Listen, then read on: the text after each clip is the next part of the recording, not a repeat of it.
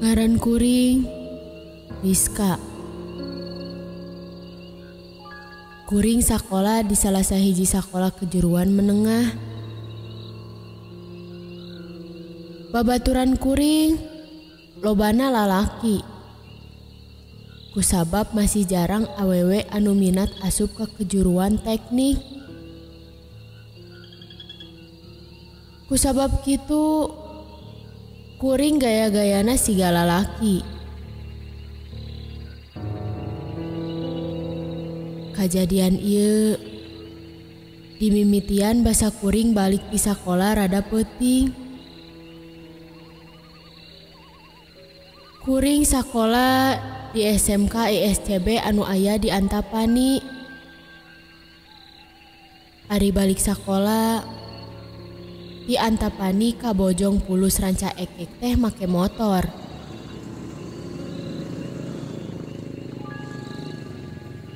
Kuring balik sorangan tara aya anu marengan atawa tara balik jeung babaturan. Kulantaran anu imahna di Ranca Ekek teh ngan ukur kuring sorangan. Geus biasa deui weh keur kuring mah lamun balik sakola ka imah peutingan. Nya lumayan jauh ti Antapani ka Bojong Pulus teh. Jaba mun peuting mah sepi jam 8 peuting oge.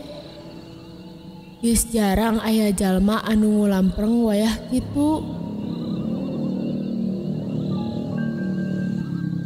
Kuring indit numpak motor ngaliwat ka jalan Cicaheum, nyemprung kawetankeun terus indit ka Ranca Ekek. Sajeroning numpak motor, kuring ngarasakeun rarasaan anu teu biasa. Harita mah kuring ngarasakeun seseblakan hate.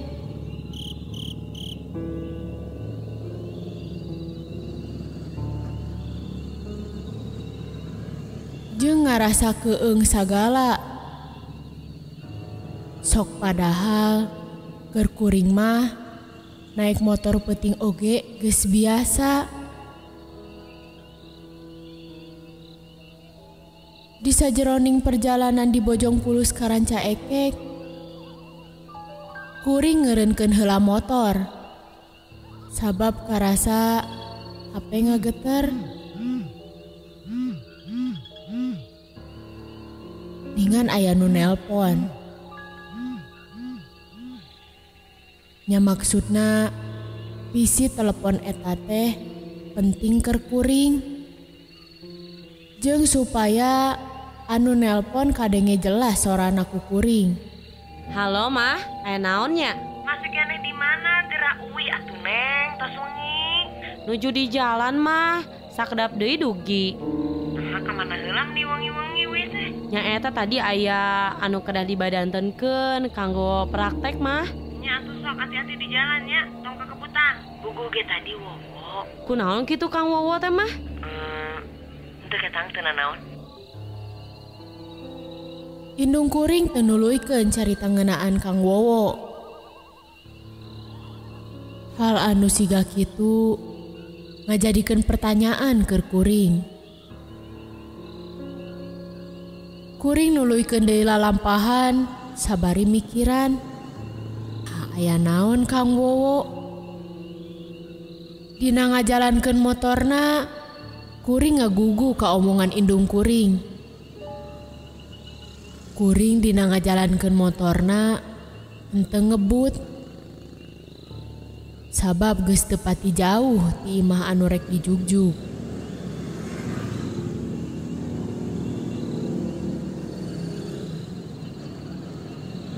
Antugna kuring nepi oge ka Bojong Pulus.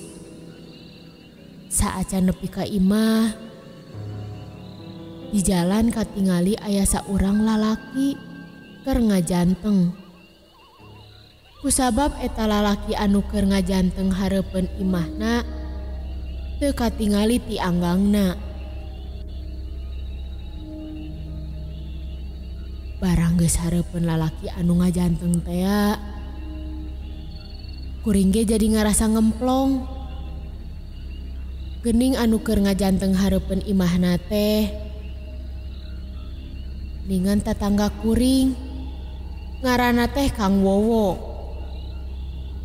Tapi harita mah Kang Wowo teh tara seperti ti Sasari. Heug biasa nama, lamun papanggih jeung kuring di tempat panongkrongan eta teh, Kang Wowo sok nanya ti heula sabari seuri marah mai. Hal kitu ngajadikeun kaanehan keur kuring. Nah kunaon Kang Wowo teh tungkul wae teu daek cengkat bari nanya ka kuring. Ningali kitu mah kuring langsung nanya ti heula ka Kang Wowo anu kasampak keur tungkul. Kang Wowo, nahan nongkrong teh meni nyalira wae. Nuju resep nyalira Neng Rizka nembe mulih sakola. Sumuhun Kang, mangga atuh Kang di kantun heula. Mangga Neng.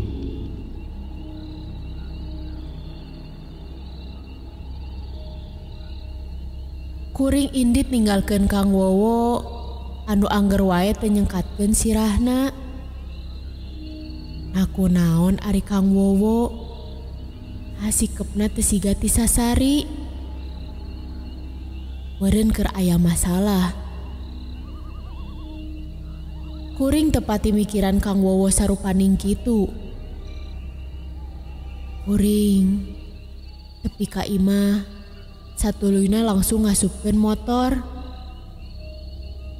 Sanggeus kitu kuring langsung asup ka jero imah.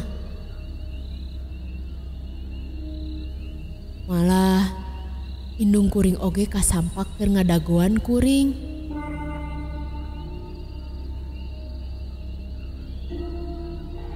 Sanggeus aya di jero imah, kuring ngobrolkeun kajadian basa papanggih jeung Kang Wowo anu keur nangkring di luar. Nah kuring nyaritakeun ngeunaan sikep Kang Wowo anu beda ti Sasari. Basa indung kuring ngadenge caritaan kuring sarupaning kitu. Katingali paroman indung kuring siga anu kaget.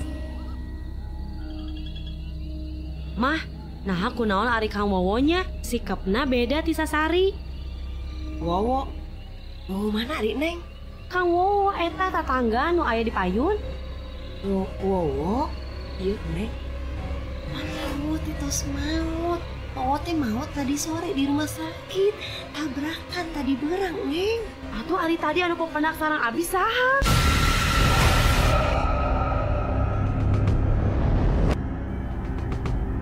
Ngadenge caritaan ti indung kuring sarupa kitu. Awak kuring jadi ngeleper. Reuwas kareureuhnakeun. Jadi anu tadi panggih jeung kuring di jalan teh lain Kang Wowo. Sabab geuning da Kang Wowo mah geus maot tadi sore.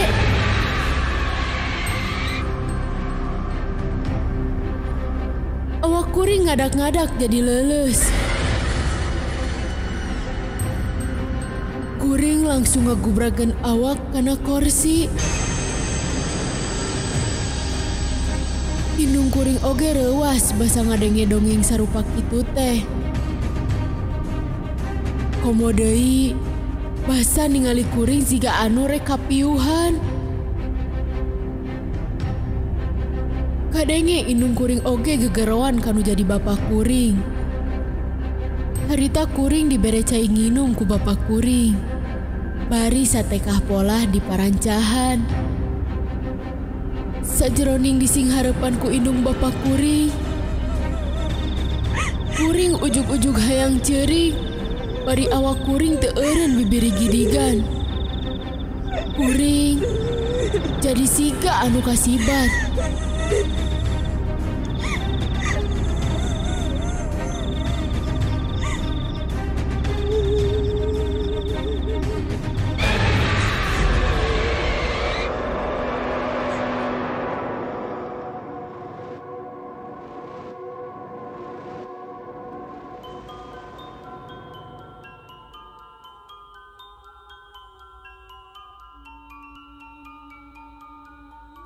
Nya antuk nama kuring diubaran ku Emang Kuring.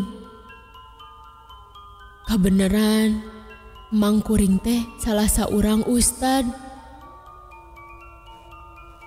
Kuring cager sanggeus diubaran kudu jadi Emang Kuring.